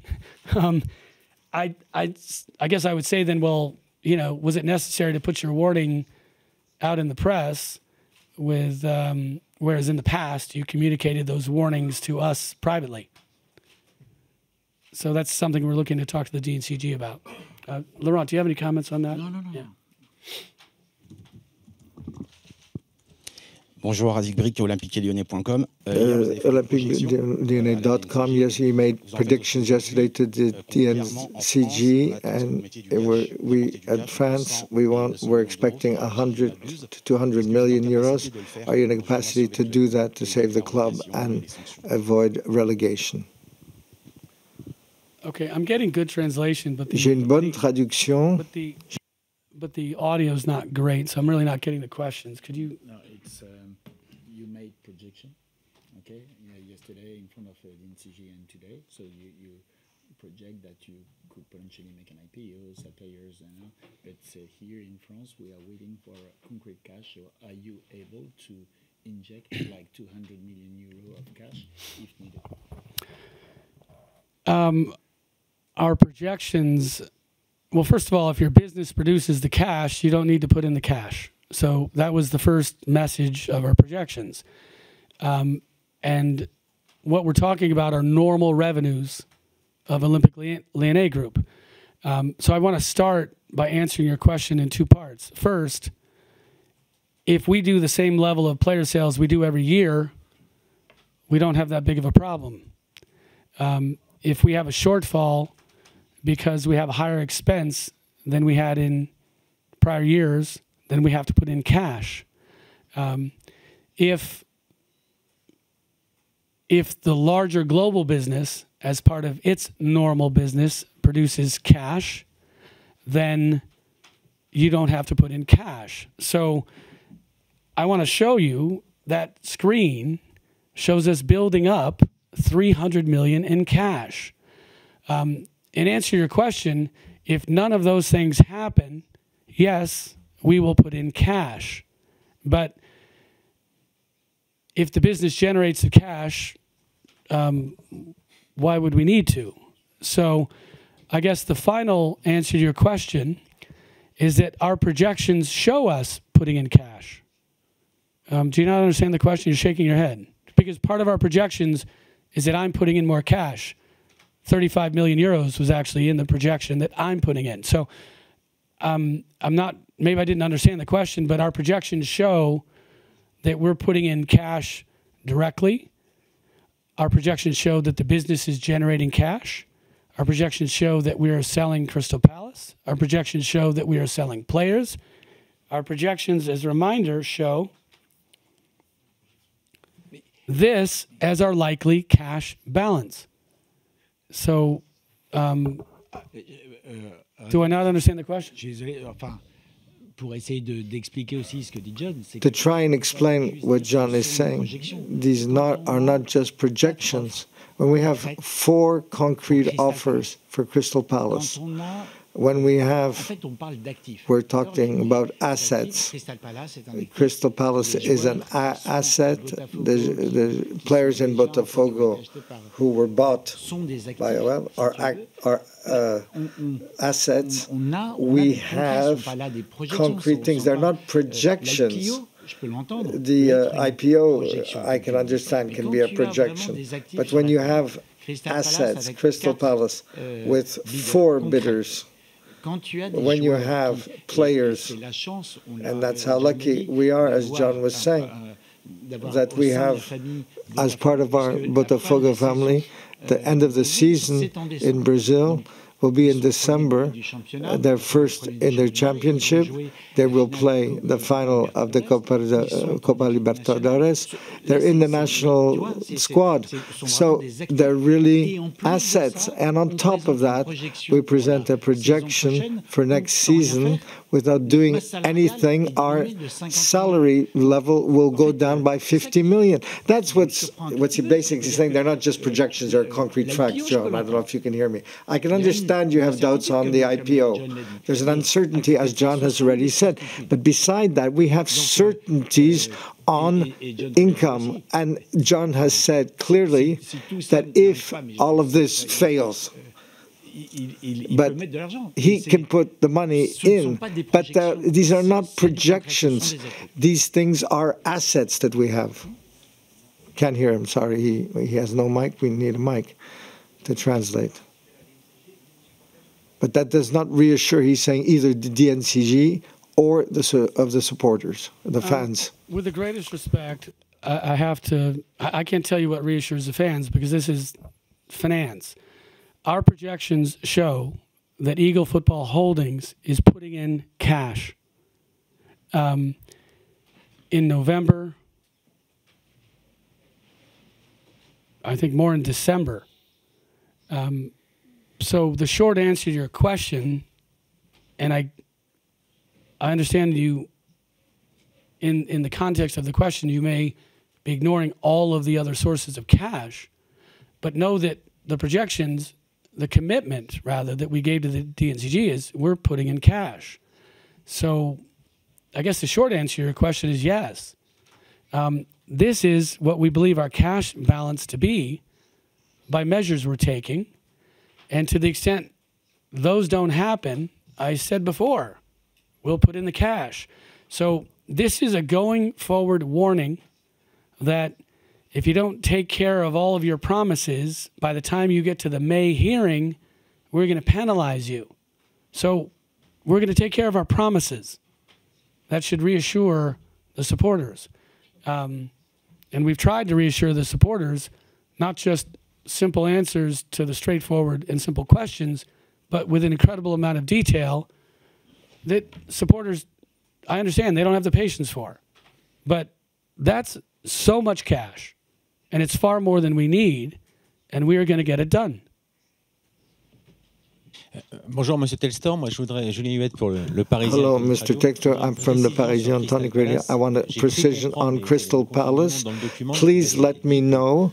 You said, I think, that all of the profit from Crystal Palace will go to Eagle Football Group, and you talked about a maximum of 40 million for OL. So where are you at? Is all of Crystal will go with Eagle Football Group?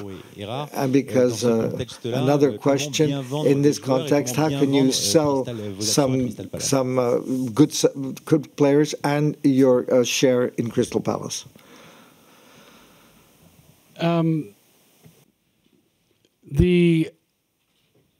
Again, I want to reiterate, it's wrong to take a specific item and say all that goes to OL or all that goes to Eagle Football Group. Money is fungible. All of it goes into one bucket, and the clubs get what they need. So it's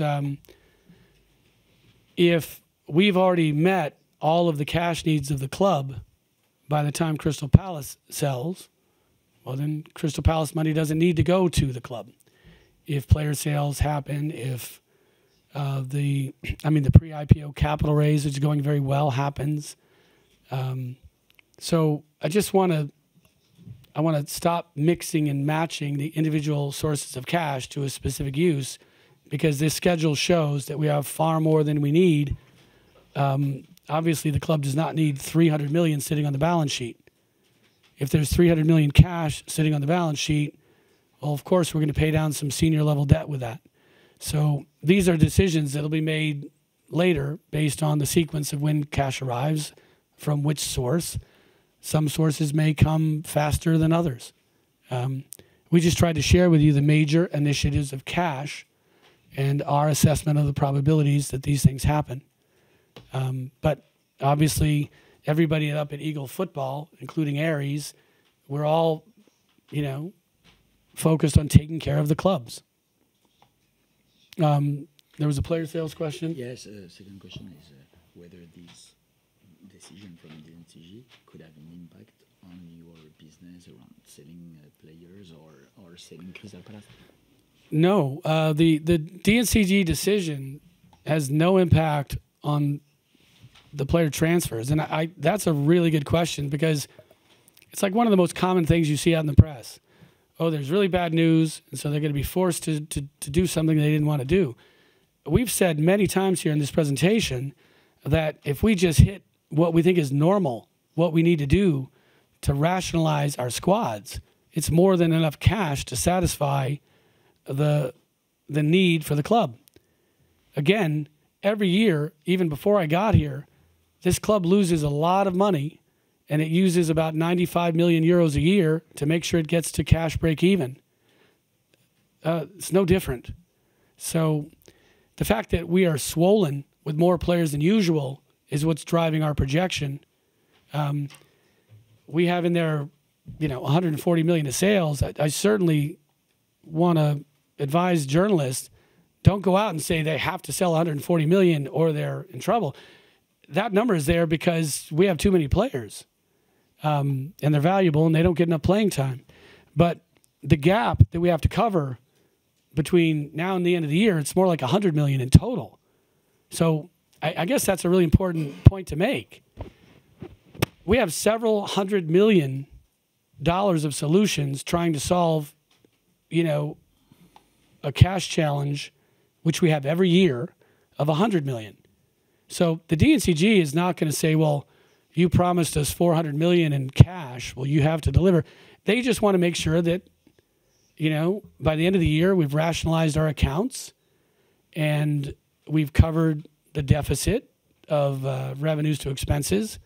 And that deficit's around 100 million. It's not anything higher. And in the scale of our business, especially globally, we can afford this. So our player sales strategy, man to man, is not affected by what we heard yesterday from the DNCG. We showed them the plan of who we expect to sell, and that's the plan we're taking forward into the future, because if we meet that plan, we have no problems with the DNCG. No change to the competitiveness of the squad based on our football plan. You guys can disagree when we sell a player that we shouldn't have sold the player, but that's the fun of football. Émeric Advina, Dauphiné Libéré. John, this is not the first time you have problems with the DNCG. Last time around, the solution was selling several assets, the OL Reign franchise, the women's football team, the arena. You all did it, and yet you're still here with another problem with the DNCG. So basically, how do you get out of that cycle? Can you promise that 1 year from now, you won't be having the same problems with the DNCG? Because eventually you will run out of assets to sell or leverages. Okay, good question. Do the math. If Crystal Palace wasn't in the equation, we still finished the year with well over 100 million in excess cash. So we don't need to sell an asset to build cash this year. And the reason is because of this slide, that we have rationalized the business. We do not need to fix the business right now. And the asset sales that you were talking about previously, again, those are good opportunities to sell the Seattle team at a good number. The arena, it's non-core. I took the money. I invested in a pretty good squad. We got ourselves to Europe. Let's please be careful to talk about past decisions that were not to solve problems with DNCG. Those are assets, I said. We want to go out and buy a bunch of players. We bought a bunch of players and we got ourselves back to Europe. I'm very proud of that. Those are good decisions. What you're really asking about, which is the right question, is sustainability. And this should be the focus. What does your profit and loss statement look like going forward? Revenues minus expenses equals a profit. That's where we're at when we hit June 30th and all these contract numbers drop off. The greater problem of, and by the way, we talked earlier in years past about having to get out of a hole because we inherited a certain amount of deficit, which you guys have reported on. So those days are over. We're out of the hole. We now have a profit and loss statement, which is sustainable. And selling the asset of Crystal Palace, it's not going to be necessary in the end for Olympique Lyonnais, but we had hoped it would give the DNCG comfort that there's great cushion. Because if you look at that cash chart and you assume that there's not the Crystal Palace sale, we're still finishing well above water. Finally, what's my relationship with the DNCG? It's a learning experience for me. I talked about it. The idea that somebody tells you how to run your business because they fear things you don't, that's awkward. Very awkward. I don't manage businesses out of fear, but I respect that their job is to protect the league and have that fear. So somewhere between boundless optimism and the DNCG, I hope is a happy reality for all of French football.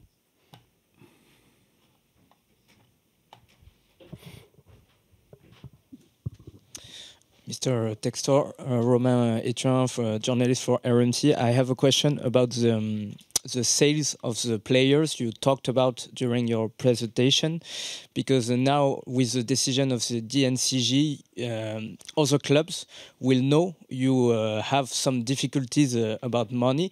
Do you think you could sell as much players you predicted with yesterday, and now that the decision is out, do you think it will have a consequence about the amount of players you can sell? Well, yes and no.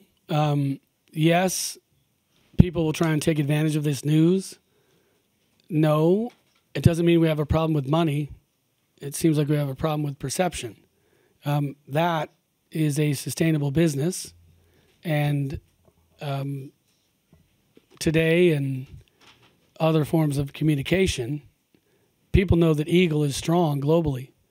These same clubs that may come to buy our players know that we're kicking ass in Brazil and creating value, and squad values are going up, not only in Brazil, but also here. And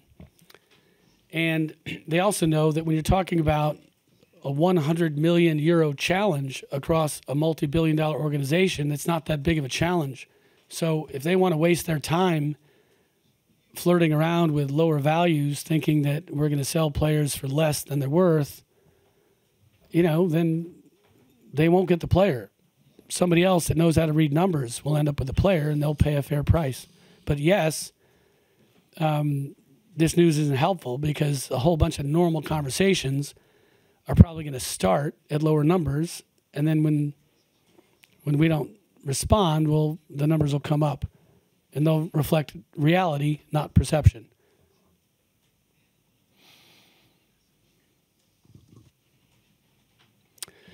Okay, thank you, everyone. Again, awkward timing on a Saturday. I apologize. Please get back to your families. And